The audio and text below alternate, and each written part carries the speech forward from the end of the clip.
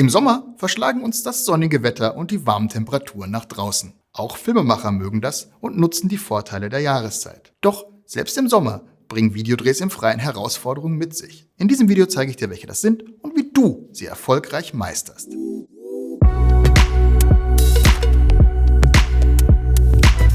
Herzlich willkommen bei MindNet, dem Kanal für alle, die mit Videos mehr erreichen wollen. Mein Name ist Alexander Lorenz, ich bin Filmemacher und Gründer von MindNet. Auf unserem Kanal teilen wir unser Wissen und unsere jahrelange Erfahrung im Bereich der Videoproduktion. Lass uns gerne ein Like und ein Abo da, um regelmäßig Tipps rund ums Thema Videomarketing zu erhalten. Wenn du schon einmal draußen gedreht hast, ist dir bestimmt aufgefallen, welche Schwierigkeiten Videoproduktionen im Freien mit sich bringen. Im Gegensatz zum Filmen in Innenräumen müssen sich Filmemacher an die Wetterverhältnisse anpassen. Und die sind im Sommer vielleicht weniger krass als zu anderen Jahreszeiten, aber dennoch herausfordernd. Vorbeiziehende Wolken und der Lauf der Sonne können das Licht ständig verändern und auch Nebengeräusche und Wind machen den Ton zum Teil schwierig. Daher gebe ich dir in diesem Video 6 Tipps, die dir das Filmen bei starker Sonne, Wind und Hitze um einiges erleichtern.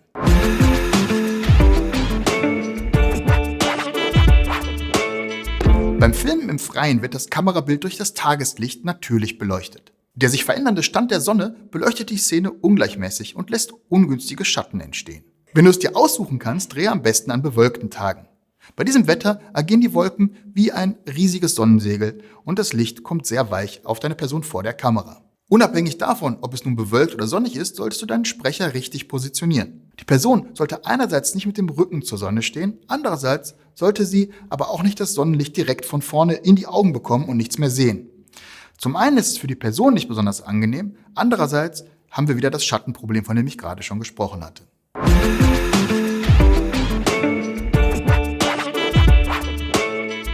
Reflektoren haben, wie der Name schon sagt, die Funktion, Licht zu reflektieren. Mit der Ausrichtung des erzeugten Lichts auf die Person vor der Kamera wird diese eben heller. Damit keine weiteren Schatten, besonders um die Mund- und Nasenpartie entstehen, solltest du den Reflektor stets hoch und gegenüber der Lichtquelle halten. Egal, ob du dich noch ganz am Anfang befindest oder schon erste Erfahrungen gesammelt hast, die Anschaffung eines Reflektors, wenn du es nicht schon getan hast, lohnt sich in jedem Fall. In der Videobeschreibung habe ich dir deshalb mal ein günstiges Modell verlinkt.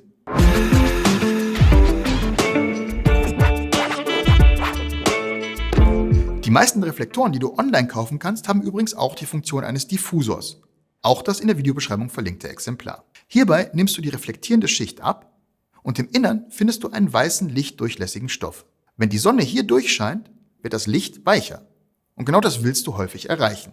Für größere Produktionen bzw. wenn mehrere Personen vor der Kamera agieren, werden dafür spezielle Sonnensegel eingesetzt, sogenannte Butterflies. Der Effekt ist der gleiche. Hartes, direktes Sonnenlicht wird weicher und das macht es weniger blendend und führt zu einer gleichmäßigeren Beleuchtung.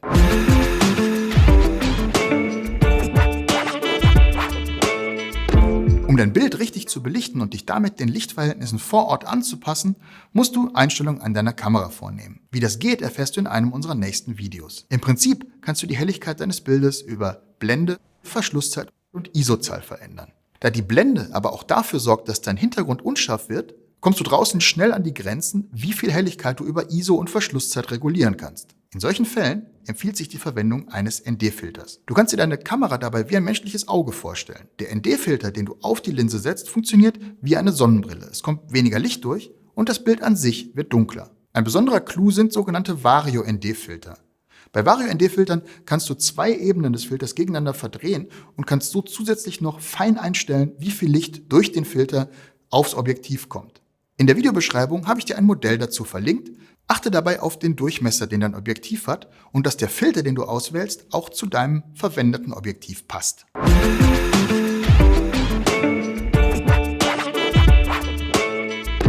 Gerade im Sommer ist es wichtig, deine Technik vor höheren Temperaturen zu schützen. Meistens sind es die Akkus, die anfällig für Hitze sind. Aber auch Kameras und Mikrofone solltest du nicht zu lange in der Sonne halten. Lass deine Geräte daher so lange wie möglich ausgeschaltet und schalte sie erst bei Verwendung ein. Um dein Equipment vor direkter Sonneneinstrahlung zu schützen, kannst du alternativ auch einen Sonnenschirm über dem Stativ verwenden. Ein Tipp von mir, verwende beim Transport einen silbernen statt einem schwarzen Gerätekoffer, da dieser die Sonneneinstrahlung besser reflektiert und deine Technik kühler gelagert wird. Ein absolutes No-Go ist es, die Geräte, die heiß laufen, in den Kühlschrank zu tun. Das kann nämlich sehr schnell dazu führen, dass entstehende Kondensfeuchtigkeit die Schaltkreise beschädigt.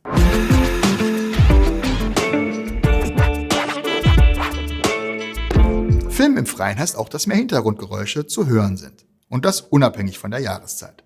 Ob es nun Menschen sind, die sich unterhalten, Geräusche des Straßenverkehrs oder doch nur der Wind, Zuschauer empfinden es als störend, wenn sich durch laute Hintergrundgeräusche die Stimme des Sprechers nicht mehr richtig verstehen können. Die einfachste Lösung, um die Hintergrundgeräusche zu reduzieren, ist die Auswahl eines Drehorts, an dem sich wenige Menschen aufhalten oder kaum Verkehr ist. Vermeide, wenn möglich, windige Orte. Wenn das nicht geht, positioniere deinen Sprecher entsprechend und verwende einen Windschutz. Wichtig dabei, Windgeräusche kannst du oft gar nicht hören. Aber wenn der Wind direkt in das Mikrofon bläst, gibt es diese typischen lauten Windgeräusche. Hier ein Beispiel. Herzlich willkommen im Volksgarten in Düsseldorf. Wie ihr sehen könnt, befinden wir uns hier mittendrin auf der Wiese. Daher ist das Wichtigste überhaupt, deinen Ton am Rekorder mitzuhören. Auch und besonders während der Aufnahme. Und wenn du Windgeräusche hörst, wiederhole deine Aufnahme. Bei Wind empfiehlt sich die Verwendung eines Windschutzes. Ein Windkorb kann selbst bei starkem Wind für einen rauschfreien Ton sorgen. Auch für Ansteckmikrofone gibt es Windschutzaufsätze. Außerdem kannst du versuchen, sie mit Gaffertape unter dem Oberteil des Sprechers zu befestigen, damit kein Wind an das Mikrofon kommt und man das Mikrofon selber nicht sieht.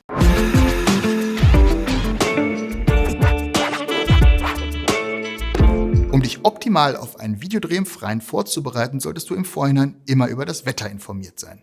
Dank moderner Wetter-Apps kannst du sehen, wie sich die Lichtverhältnisse von Stunde zu Stunde ändern. Und auch der Sonnenstand lässt sich präzise vorhersagen. In der Videobeschreibung habe ich dir eine App verlinkt, die das zum Beispiel auf dem Smartphone machen kann. Nimm zu jedem Dreh, der draußen stattfindet, mehr Equipment mit als gedacht. Es schadet nicht, mehrere Objektive, Zusatzakkus oder auch nicht technische Gegenstände wie Decken, Kartons, Gaffertape, ein Multitool oder Reflektoren mitzunehmen. Gerade Filmanfänger machen oft den Fehler, nicht genügend oder nicht das richtige Equipment einzupacken. Im hier verlinkten Video zeige ich dir die häufigsten Filmanfängerfehler und wie du sie vermeiden kannst. Wenn dir dieses Video gefallen hat, lass uns ein Like und ein Abo da. Ich würde mich freuen und wir sehen uns im nächsten Video von MindNet. Mit Videos mehr erreicht.